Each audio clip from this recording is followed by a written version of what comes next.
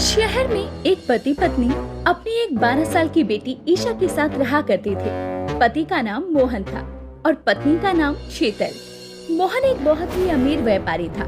शीतल भी पढ़ी लिखी ना होकर भी बहुत होशियार थी। एक दिन मोहन की फैक्ट्री में आग लग जाती है और उसका बहुत बड़ा नुकसान हो जाता है, जिसकी भरपाई करना मुमकिन नहीं था। हे भगवान, मैं क्या करूं? अब मैं कैसे कमाऊंगा? आग लगने की वजह से इतना बड़ा नुकसान हो गया। मैं अपनी बीवी बच्चों को कैसे पालूंगा? मेरी बेटी ईशा स्कूल कैसे जाएगी? उसे कैसे पढ़ाऊंगा? आप चिंता मत कीजिए, हम कुछ ना कुछ कर ही लेंगे। ऐसे रोने से कुछ नहीं होगा, मैं आपके साथ हूँ। तुम समझ नहीं रही शीतल, सब बर्बाद हो गया है। मेरी सारी बचत खर्च हो चुकी थी, लेकिन फिर भी कुछ नहीं बचा। मैं कहाँ से लेकर आऊँ पैसे? हम कहाँ जाएंगे? आपके तो इतने सारे दोस्त थे, आप उनसे कुछ समय के लिए पैसे उधार क्यों नहीं ले लेते? मेरी फैक्ट्री के जलने की खबर सुनने के बाद उन्होंने मुझसे दोस्ती तोड़ दी, क्योंकि मैं अब अमीर नहीं रहा था और कहीं मैं उनसे उधार न मांग लूं। इस वजह से सबने रिश्ते तोड़ दिए और सारे दोस्त मुझसे दूर हो गए। सब के सब मतलबी थे। मुसीबत आने पर कोई मेरी सहायता नहीं कर रहा। कोई बात नहीं जी, मैं कुछ न कुछ सोचती हूँ, कोई हल जरूर निकलेगा। कौन ही हमारी मदद करेगा? अब तो हमारे पास जहर खाने तक के लिए पैसे नहीं हैं। हम पूरी तरीके से गरीब हो चुके हैं। एक काम करते हैं, मैं अपनी माँ से कुछ पैसे उधार ले लेती हूँ, वो मुझे पैसे जरूर दे देंगी। बहुत अच्छा सुझाव है। तुम कल सुबह ही अपने मायके जाकर उनसे पैसे उधार ले लेना। अगले दिन शीतल अपनी माँ के घर जाकर कुछ पैसे उधार लेने के लिए विनती करती है। माँ, आपको हमारी फैक्ट्री जलने की खबर तो मिल चुकी होगी ना? हाँ बेटी, बहुत बुरा लगा सुनकर। माँ, मुझे कुछ पैसे उधार चाहिए थे, क्योंकि हमारे पास कुछ भी नहीं बचा है घर का खर्चा चलाने के लिए। शीतल की माँ उधार की बात सुनकर ही हिचकिचाने लगती है और पैसे उधार ना देने के लिए बहाने बनाती है। अरे बेटा, तुम्हें तो पता है, तुम्हारी छोटी बहन, उसकी भी तो शादी करनी है और शादी में कितना ज्यादा पैसा लगता है। और मैं सच बताऊं तो मेरे पैर के जोड़ों ने भी काम करना बंद कर दिया है। इसीलिए सोच रही हूँ कि एक अच्छे से अस्पताल में इलाज करवा लूं। माँ प्लीज मुझे पैसे दे दो, मैं आपसे वादा करती हूँ कि कुछ महीनों बाद मैं पक्का वो पैसे लौटा दूंगी। मेरी मदद करो, मुझे पैसों की बहुत जरूरत है। मेरे पति और मेरी बच्ची भूखे रह रहे हैं। मैं कुछ पैसे दे देती हूँ, ठीक है ना? लेकिन उधार दे रही हूँ, सही समय पर लौटा दियो मेरे पैसे। शीतल की माँ शीतल को कुछ पैसे उधार के लिए दे देती है, जिससे शीतल अपना घर का खर्चा चलाती है और ईशा की स्कूल की फीस भरती है। आप कब तक ऐसे हाथ पर हाथ धरे बैठे रहेंगे? अब व्यापार नहीं चला रहे तो कोई और काम धंधा देख लीजिए। मैं बार बार पैसे उधार नहीं ला सकती। हाँ शीतल, तुम सही कहती हो। कल मैं कोई ना कोई काम ढूंढ लूंगा, लेकिन मुझे काम देगा कौन? क्यों ना हम अपने गांव चले, वहाँ खर्चा कम होगा और जान पहचान के लोग मदद भी कर देंगे। वाह शीतल, ये तो बहुत अच्छा सुझाव है। अगर तुम ना होती तो मेरी हिम्मत कभी नहीं बढ़ती। शीतल और मोहन अपना बोरिया बिस्तर लेकर गांव में रहने चली जाती हैं। माँ, ये गांव के घर तो हमारे घर से बहुत ही छोटे हैं और यहाँ तो मेरे लिए एसी भी नहीं लगा है। मुझे गर्मी लगेगी तो मैं यहाँ कैसे रहूँगी? बेटा, हमें हर परिस्थिति में रहना आना चाहिए। गांव में और भी तो बच्चे रहते हैं, तुम भी जल्दी रहना सीख जाओगी। कहाँ हम एक आलीशान घर में रहते थे और कहाँ ये कच्चा घर। आप चिंता मत कीजिए, मेहनत करेंगे तो फिर से हमारा आलीशान घर वापस आ जाएगा। मोहन अपने जान पहचान वालों से कुछ काम मांगने जाता है और किस्मत से उसे मजदूरी का काम मिल जाता है। घर आकर वो काम मिलने की खबर शीतल को सुनाता है। क्या हुआ जी, आज काम मिला आपको? हाँ शीतल, कल से मैं मजदूरी करने जाऊंगा। बस यही काम मिला है मुझे। पापा, मुझे स्कूल के लिए बुक्स लेके आनी है, मुझे कुछ पैसे दे दीजिए। मेरी बच्ची, मुझे माफ कर दो, अभी मेरे पास पैसे नहीं है, लेकिन जल्द ही तुम्हें मैं पैसे दे दूंगा। अब आप सो जाइए, कल आपको काम करने भी तो जाना है ना? हाँ शीतल, तुम भी ईशा को लेकर सो जाओ। अगले दिन मोहन तैयार होकर मजदूरी करने चला जाता है और शीतल मोहन को खाने के लिए टिफिन पैक करके दे देती है। चाहे कितनी भी बड़ी मुसीबत हो, लेकिन शीतल, तुम्हारे हाथ का स्वादिष्ट खाना मुझे बहुत खुश कर देता है। अच्छा, अब आप जाइए, नहीं तो देरी हो जाएगी। मोहन अपने काम के लिए निकल जाता है और ईशा अपने स्कूल के लिए। शीतल पूरा दिन घर में काम करती है। अगले दिन शीतल का जन्मदिन होता है और मोहन ईशा के साथ मिलकर रात को शीतल को सरप्राइज देने का प्लान बनाता है। ईशा बेटी, आज मैं घर आते समय तुम्हारी माँ के लिए एक छोटा सा केक लेकर आऊंगा, लेकिन तुम इस बारे में अपनी माँ को बिल्कुल भी मत बताना, नहीं तो सारा सरप्राइज चौपट हो जाएगा। ठीक है पापा, मैं मम्मी को कुछ नहीं बताऊंगी। मोहन रात को शीतल से छुपाकर एक केक लेकर आता है और शीतल को अचानक से सरप्राइज देता है। Happy birthday. Happy birthday. अरे वाह, केक कैसा लगा सरप्राइज? बहुत ही अच्छा था। मुझे नहीं पता था कि आपको मेरा जन्मदिन याद होगा। अरे याद कैसे नहीं होता। चलो अब तुम आराम से अपना केक खा लो। चाहे कितनी भी मुसीबत हो, लेकिन अगर हम साथ होते हैं तो हर मुश्किल आसान लगती है। चाहे कितनी भी गरीबी आ जाए, लेकिन इन खुशियों से हमेशा अमीर रहूंगी मैं। अरे तुम तो रुला दोगी। आज तो खुशी मनाने का दिन है और तुम हो कि इतनी इमोशनल बातें कर रही हो। हाँ मम्मी, अब तो बस इस स्वादिष्ट केक का मजा लो। एक दिन शीतल बैठे बैठे घर के खर्चे के बारे में सोच रही होती है। गांव आकर खर्च तो कम हो गया, पर इतनी सी तनख्वाह में घर चलाना मुश्किल है। मोहन बेचारे पूरे दिन मेहनत करते हैं। मुझे उनकी मदद करनी चाहिए और मुझे भी बाहर जाकर काम करना चाहिए। आज जब वो घर वापस आएंगे तो उनसे इस बारे में बात जरूर करूंगी। मोहन जब रात को घर आता है तो शीतल उससे बाहर काम करने की बात करती है। सुनिए, मैं सोच रही हूँ कि शायद मुझे भी बाहर जाकर काम करना चाहिए, हमारे घर के खर्च के लिए, बचत के लिए, ईशा की पढ़ाई के लिए और तो और मम्मी के दिए हुए उधार पैसों को वापस करने के लिए। इतनी कमाई तो आप नहीं कर पा रही हैं कि ये सारी चीजें आप संभाल पाएंगे।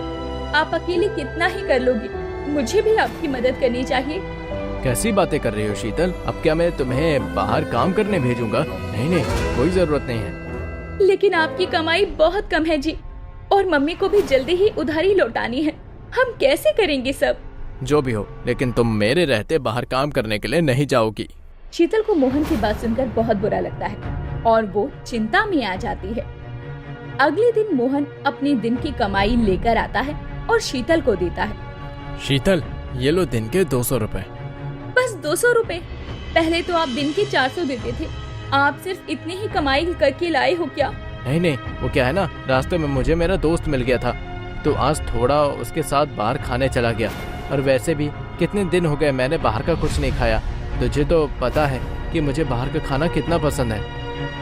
हाँ, वो तो ठीक है, पर हमारी कमाई इतनी नहीं है कि हम बाहर का खाना खा सके। अरे तुम तो बेकार की चिंता करती हो, सब हो जाएगा। शीतल उस दिन तो मोहन से कुछ ज्यादा नहीं कहती, पर धीरे धीरे मोहन शीतल को और कम पैसे देने लगता है और ज्यादातर कमाई बाहर इधर उधर की चीजों में खर्च कर देता है। इस बात पर शीतल को बहुत बुरा लगता है और वो मोहन से नाराज हो जाती है और मोहन को समझाने की कोशिश भी करती है। सुनिए, आजकल आप बहुत कम पैसे दे रहे हैं।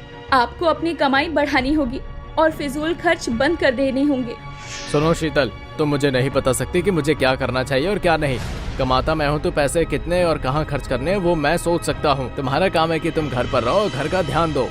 आप मुझसे ऐसी बात नहीं कर सकते। मैं इतनी सी कमाई में पूरा घर चलाती हूँ। क्या आप इसी गरीबी में पूरी जिंदगी मेरे साथ गुजारा करना चाहते हैं? क्या घर चलाती हो तुम? पूरा दिन करती ही क्या हो? बस सर पकड़कर बैठी रहती हो। तो आप कह रहे हैं कि घर चलाना आसान होता है? आप जब से गरीब हुए हैं तब से आप मुझसे अच्छे से बात नहीं करते। ये सिर्फ मुझे ही पता है कि मैं कैसे एक छोटी सी कमाई में घर का खर्चा संभालती हूँ, जिसमें कुछ बचता भी नहीं है। आगे अगर ईशा के लिए पैसे नहीं बचे तो वो पढ़ेगी कैसे? घर तुम चलाती हो तो ये बात भी तुम ही सोचोगी। मैं पूरा दिन मजदूरी करके आता हूँ, थक जाता हूँ, और तुम हो कि घर में आते ही शुरू हो जाती हो। अरे ऐसे कैसे नहीं बचा? ऐसे तो तू कभी भी मेरे पैसे वापस ही नहीं करेगी। ना तेरा पति कभी कमाएगा और ना ही तू मुझे पैसे देगी। मुझे आज ही मेरे पैसे वापस कर। माँ, लेकिन मैं आपको पैसे कहाँ से दूँ? अरे मुझे कुछ नहीं पता, लेकिन मुझे आज ही मेरे पैसे वापस चाहिए। फिर शीतल दिल पर पत्थर रखकर अपने सोने का मंगलसूत्र और कुछ जेवर लाकर अपनी माँ को दे देती है। माँ, ये जेवर मेरी आखिरी पूंजी थी जो मैंने ईशा की पढ़ाई के लिए बचा कर रखी थी। ये मैं आपको दे रही हूँ। पैसे तो नहीं है, पर आप ये रख लो। अच्छा ठीक है, मैं ये ले लेती हूँ। शीतल की माँ शीतल के जेवर लेकर वहाँ से चली जाती है और घर में शीतल अपने जेवर जाने का दुख मनाती है। हे भगवान, अब मैं क्या करूं? मेरी बच्ची कैसे पढ़ेगी? उसका क्या होगा? कोई इस गरीबी में मेरा साथ नहीं दे रहा। यहाँ तक कि मेरी खुद की माँ भी मेरी मजबूरियों को नहीं समझ रही और उसका फायदा उठा रही है। इससे बढ़िया तो हम मर ही जाते। अगले दिन ईशा रोते रोते घर आती है। अरे क्या हुआ मेरी बच्ची को? रो क्यों रही है? क्या बात हो गई? शीतल के पूछने के बाद भी ईशा रोना बंद नहीं करती और घबराहट के मारे शीतल ईशा से और सवाल पूछती है। मेरी बच्ची, तुम्हें किसी ने कुछ कहा क्या या किसी ने मारा? मुझे बताओ, घबराओ मत, मैं हूँ ना। मम्मी, अगर मैं बताऊंगी तो आप मुझे डांटेंगी तो नहीं ना? नहीं नहीं मेरी बच्ची, मैं बिल्कुल नहीं डांटूंगी। बताओ क्या हुआ? स्कूल में टीचर ने कुछ कहा क्या? मम्मी, मेरी परीक्षा चल रही थी और मैं ठीक से पढ़ नहीं पाई क्योंकि पापा ने मुझे बुक्स खरीदने के पैसे नहीं दिए और मैं बिना बुक्स के पढ़ाई नहीं कर पाई। तो मैं क्या बेटा, बोलो क्या हुआ? मम्मी, मैं फेल हो गई। क्या? मम्मी, मुझे फेल नहीं होना था पर बुक्स नहीं थी तो मैं कैसे पढ़ती? कोई बात नहीं बेटा, मैं समझ सकती हूँ। तुम्हें रोने की जरूरत नहीं है।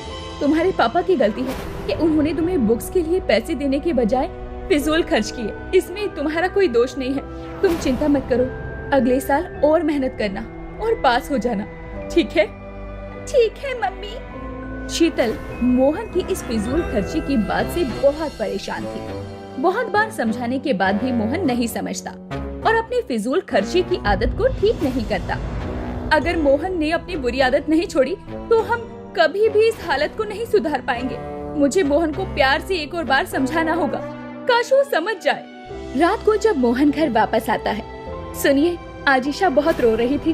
कह रही थी कि पापा के पैसे न देने की वजह से वो इस बार परीक्षा में फेल हो गई। ऐसे ही अगर आप खर्चा करते रहेंगे तो ईशा की पढ़ाई के पैसे नहीं बचा पाएंगे। बस बहुत हो गया शीतल तुम्हारा। जब देखो तब हुक्म देती रहती हो तुम। मैंने हुक्म नहीं दिया है, मैंने बस आपको समझाया है। ईशा मेरी वजह से नहीं, तुम्हारी वजह से फेल हुई है क्योंकि तुम उस पर ठीक से ध्यान नहीं दे रही हो। ये कैसी बातें कर रहे हैं आप? बिल्कुल सही कह रहा हूँ मैं। अब तुम मेरे घर से चली जाओ, ईशा को मैं खुद संभाल लूंगा। नहीं नहीं, मुझे घर से मत निकालिए। मैं अपनी बेटी के बिना कैसे रहूंगी? मुझे माफ कर दीजिए, मैं दोबारा इस बारे में बात नहीं करूंगी। नहीं, मुझे अब तुम्हारी कोई बात नहीं सुननी। मोहन शीतल को जबरदस्ती घर से बाहर निकाल देता है और शीतल और मोहन की लड़ाई को आसपास के लोग भी देख रहे होते हैं। तभी गांव वाले शीतल को ताना मारने लगते हैं। अरे देखो देखो, गरीब की पत्नी, गरीबी दिमाग पर छा गई है मोहन के, जो वो अपनी पत्नी को ही घर से बाहर निकाल रहा है। बेचारी शीतल। शीतल पूरी रात घर के सामने बैठी रो रही होती है पर मोहन दरवाजा नहीं खोलता। पता नहीं मेरी बच्ची ने कुछ खाया भी होगा या नहीं। हे भगवान, ये कैसे दिन देखने को मिल रहे हैं। सभी गांव वालों को शीतल की ये दशा देखकर दया तो आती है पर कोई उसकी मदद करने नहीं जाता। लगता है कोई भी मेरी मदद नहीं करने वाला। मुझे खुद ही कुछ करना होगा। मुझे अब पुलिस स्टेशन जाना होगा, तभी ये मोहन दरवाजा खोलेगा। शीतल जल्दी से अब कंप्लेंट करने पुलिस स्टेशन जाती है और पुलिस को सब कुछ बता देती है। मेरी मदद कीजिए, मुझे एक कंप्लेंट लिखवानी है। जी बोलिए, किसकी कंप्लेंट लिखवानी है? मुझे मेरे पति के खिलाफ कंप्लेंट लिखवानी है। मेरे पति ने मुझे घर से बाहर निकाल दिया और मेरी बेटी भी मेरे साथ नहीं है। उसने कुछ नहीं खाया है। आप चिंता मत करिए, हम सब संभाल लेंगे। पुलिस घर जाकर मोहन को फटकारती है।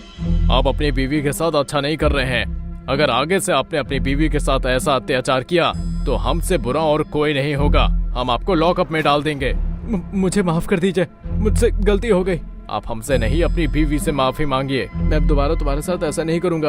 अब मैं तुम्हें पूरी कमाई दिया करूंगा, मुझे माफ कर दो। अगले दिन से मोहन शीतल को पूरी कमाई देने लगता है और उसके साथ अच्छा व्यवहार करने लगता है। देखते ही देखते शीतल और मोहन की गरीबी की हालातों में थोड़ी सुधार हो जाते हैं। सुनिए, मैंने कुछ पैसे जोड़ लिए हैं। मुझे लगता है आपको इन पैसों से कुछ जमीन खरीद लेनी चाहिए जिस पर आप खेती कर सके। बहुत अच्छा सुझाव है शीतल। मैंने जाने अनजाने में तुम्हारे साथ बहुत बुरा बर्ताव किया, उसके लिए मुझे माफ कर दो। अरे उस बात को बहुत दिन हो गए हैं, अब आप भूल जाइए। तुम सच में बहुत अच्छी हो। अगर तुम्हारी जैसी बीवी हो तो इंसान गरीबी में भी सुखी रह सकता है। अच्छी बात है कि अब आपको सब समझ आ गया है। हाँ शीतल, तुम देखना, हम ईशा को खूब पढ़ाएंगे। मैं अपने खेतों पर बहुत मेहनत करूंगा और बहुत धन इकट्ठा करूंगा। जी आपने बिल्कुल सही कहा। कुछ ही दिनों में मोहन और शीतल अपने लिए खेत की जमीन खरीद लेते हैं और मोहन दिल लगाकर उन खेतों में काम करके फसल उगाता है। अभी मोहन को खेती करते समय काफी समस्या देखनी पड़ती है क्योंकि मोहन पहली बार खेती कर रहा था। इसी बीच मोहन की फसल कम दाम में बेचने से उसे नुकसान भी होता है। इस महीने फसल बहुत कम दाम बिकी है, पता नहीं हमारे अच्छे दिन आएंगे या नहीं। आप चिंता मत कीजिए, ऐसा तो होता रहता है।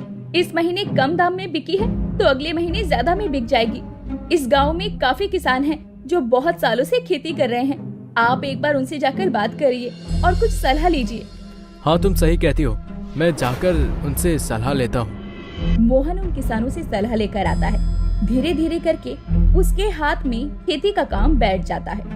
ईशा अपने माँ पापा की मेहनत देखकर उनसे सीख लेती है और अगले साल पढ़ाई करके स्कूल में पहला नंबर लेकर आती है। मुझे मेरी बेटी पर बहुत गर्व है। हाँ ईशा, आज तुमने अपनी मम्मी और पापा की नाक ऊंची कर दी है। बहुत अच्छे।